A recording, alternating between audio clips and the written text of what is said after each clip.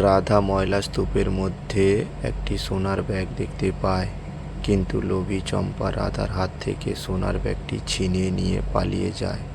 অসহায় রাধা পাশে থাকা সাধারণ ব্যাগটি তুলে নিয়ে বাড়িতে যায়।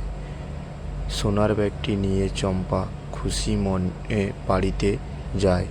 চম্পা বাড়িতে গিয়ে সোনার ব্যাগটি খুলতে ভিতর থেকে কালো ধোঁয়া বেরিয়ে আসে।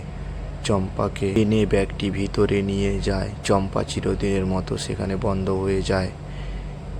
এদিকে রাধা পুরনো ব্যাগটি বাড়িতে নিয়ে যায়। বাড়িতে এসে রাধা সাধারণ ব্যাগটিকে খুলতেই ব্যাগটিতে সোনা, হিরে, রূপো ভর্তি। রাধা খুব খুশি হয়। রাধা লোভ না করে গ্রামের এক গর্ভবতী মাকে দিয়ে দেয়। রাধা বাড়িতে এসে আবার ব্যাগটি খুলতেই ধন সম্পদ ব্যাগটি ভরে গেছে।